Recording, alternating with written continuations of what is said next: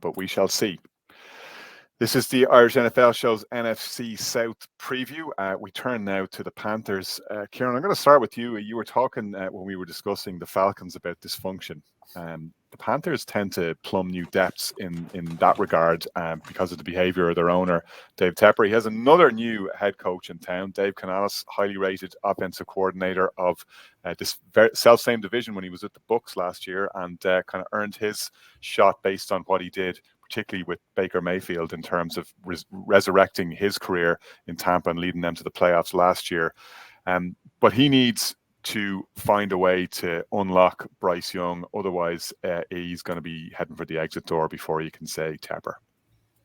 Yeah, I give Canales a little bit of rope because he's in new, and he's been kind of dubbed the quarterback whisperer from the past. He worked out with Pete Carroll a lot from USC and also with Seattle, and he worked a lot with Geno there.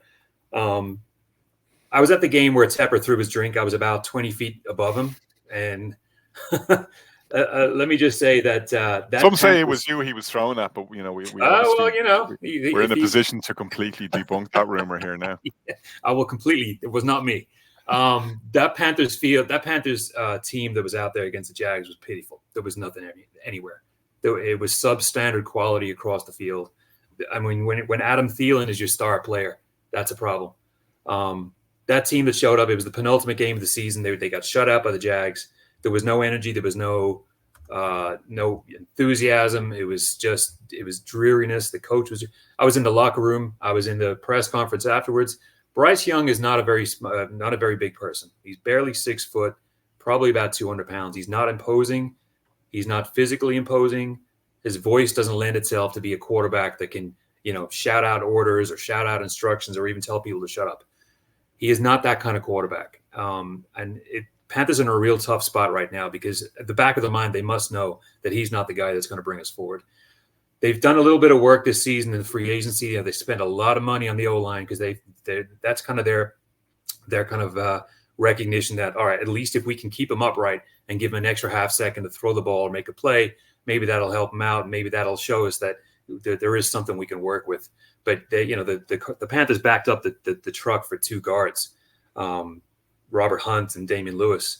Yeah, they picked up a couple other guys on defense, but that team is just devoid of solid talent. Chuba Hubbard and Adam Thielen and Bryce Young is not going to strike fear into many teams' psyches.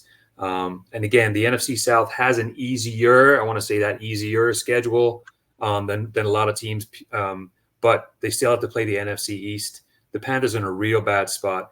Canales will survive this year. There's nothing expected. Who's going to have any expectations of a team that went 2-15? Any kind of gains that they make is going to be a win for the Panthers. Whether Tepper's still there, but I would give Canales another year. I don't think he's unless they go 0-17.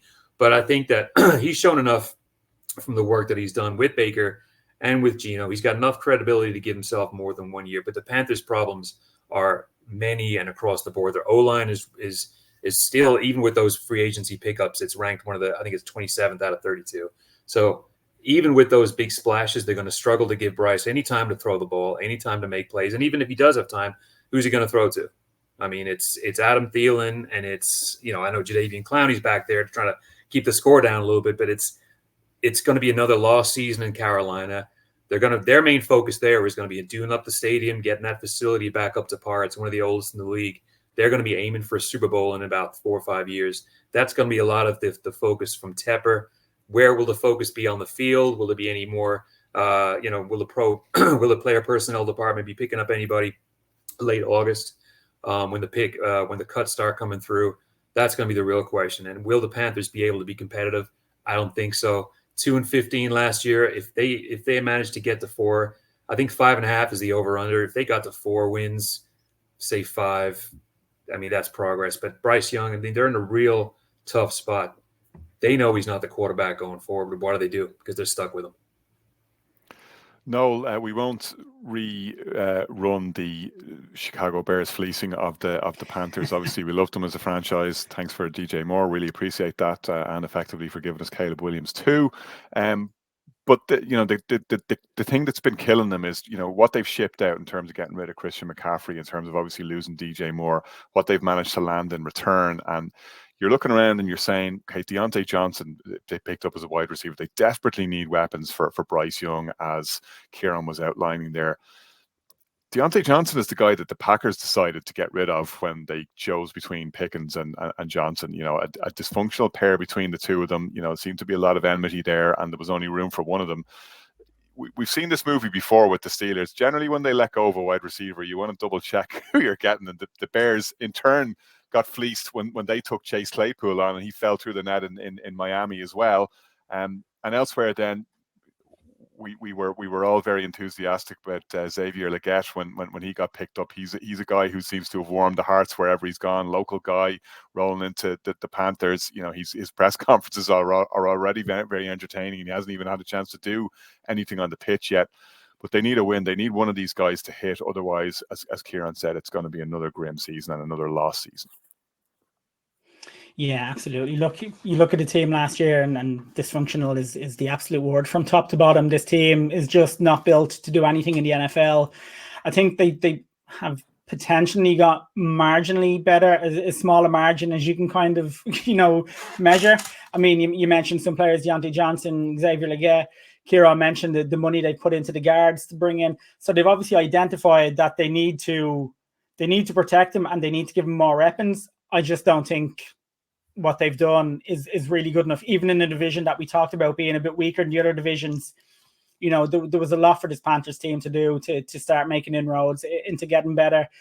Kieran mentioned, the defense, Jadeveon Clowney coming in to replace Brian Bourne. Effectively, that's a downward slide there. So you don't see this defense doing much. No, look, it's a team that's in a really, really bad spot. I mean, maybe they can get to 3 or 4 wins if they really, really push it, but you don't really see this team doing much.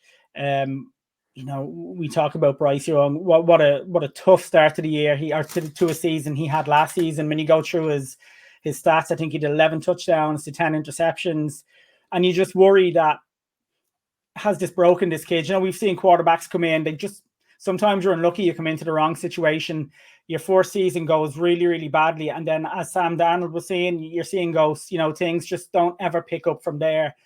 And unfortunately, this team don't look like they've got enough better to kind of protect him and help him through that. So by the time the season is over, I think we'll be talking about this team in the same way we talked about them last year. They're just a mess. And when you have an owner who is caught in the kind of controversy he does week on week, and what can you do? As Kieran says, you focus on other things off the field to try and get them up to par and see how you can build slowly, kind of going from there. Shane, Noel talks about the wrong situation for Bryce Young to walk into. This strikes me as one of the worst situations to walk into since the teenagers pitched up at the old house in the Texas Chainsaw Massacre. Like, it was only going in one direction. I'll explain that reference to you later, Shane. I have a habit of pitching my pop culture references. I think I saw it on a TikTok somewhere. Past your tender years, but I'll have to update that one for you. But bottom line, not a good spot, to put it mildly. But let's try and be hopeful here. Give us something to believe in for the Panthers this season, because there was a reason the guy went number 1 overall. Like, before everybody started saying, oh, he's too small and he can't do this and he can't do that, they were all about Bryce Young. Nobody was saying that this was a terrible pick by the Panthers. They just said it was a very difficult spot, and so it proved. But hopefully the kid can show us something and give us a bit of spark in Carolina. Yeah, I think there's 3 big reasons to be hopeful that at least things can be better in Carolina. And your aim here for this season is really to not be the worst team in the league. If they do that, then at least they have something to build on for the following season, considering they are still working with a lot of really fresh new parts. Let the Patriots be the worst team in the league. Let the Panthers take a step up. I think 3 big things that go in their favor. Firstly, there's no pressure here, really. When you're coming up from a very low base, and Bryce Young got a very tough welcoming to the NFL, and how tough things got in the first half of that season. The fact that the Panthers were almost not even focused on. They were like, it was like the league was playing with 31 teams and a bunch of it's people who are just looking on at the end. You saw a sense of fight. You saw them build into it. Eventually the stadium wasn't completely empty, and there weren't always tickets being sold for $9. you can see that coming into the season, that just give him a bit of space to express himself a bit more. And I think that's where Dave Canales and offensive coordinator Brad Idzik come in, because obviously they're new to their jobs. Dave Canales, who was obviously at the offensive coordinator at Tampa Bay Buccaneers, did a really good job of taking a lost quarterback and getting him back on track. Brad Idzik, who was the wide receivers coach in that setup, who was both of whom previously worked with Pete Carroll in Seattle. That's the kind of, that culture there, the kind to be a bit more free-spirited in their thinking. They're not coming in with the kind of, okay, do your job, get in, do that. They're happy to let people, particularly on the offensive side of the ball, be a bit more expressive. And I think that's where Bryce Young may be able to find a bit of a niche for himself and be able to at least show something better than what came up last season. The problem is, as the guys alluded to there, of course, he's not surrounded by a great bunch of talent. People are going to get them pretty easily through that offensive line. But anyway, look, in terms of the 3 reasons to be hopeful, that in terms of the ability of Bryce Young, the possibility of Bryce Young to be more free-flowing. Secondly, I think that the coaching staff to have in there, it's very difficult for those guys. They're coming into a very difficult situation in a club that, as we've alluded to and we continue to allude to, is not well run. Does that give them a little bit of freedom to then really try to put their stamp on things, or is there a fight back in the organization to do things a certain way? We're not quite sure, but I think that give a bit of time, the guys can find something else. When we look at the defensive side of the ball as well, Ivero, the defensive coordinator, did lead a defense last year, which was, in terms of yards per game, the third best in the league. And when he was at Denver, that was a top 10 defense as well. Both clubs there were a lot of problems on the offensive side of the ball. So they don't have huge problems to deal with on defense the way they do on offense. And then we look at the schedule. The Panthers only played 2 road games against teams that made the playoffs last year. Against the Eagles, sometime in November, on the last day of the season against the Buccaneers.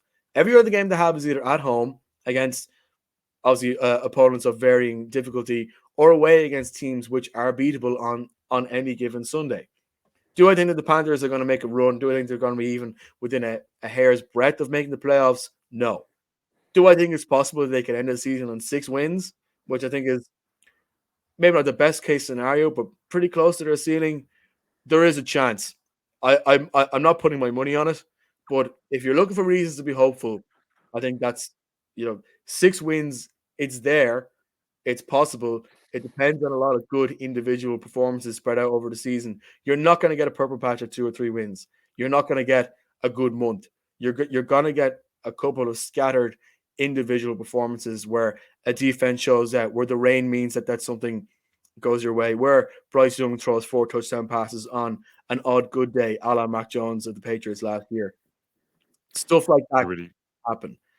But it just is not good enough, and they have not got the components there to be a solidly good team throughout an entire 17-game season. You're really setting the bar high there, Shane, and giving us plenty of reasons to be cheerful about the Panthers. Don't be the worst team in the league and don't end up with the number 1 pick. I suppose, if you were looking for reasons to be optimistic, Panthers fans, if you don't have the number 1 overall pick, at least you can't trade it away for a handful of magic beans again. So look, that's something to take away from our NFC South preview on the Irish NFL show in association with our partner, QuinnBet. You can check out the NFC West preview, which is also out there. We have that broken up into each of the individual teams as well. We've got lots more coming at you between now and when the real football kicks off. So stay with us and do remember to like and subscribe wherever you get your podcasts. Thanks very much.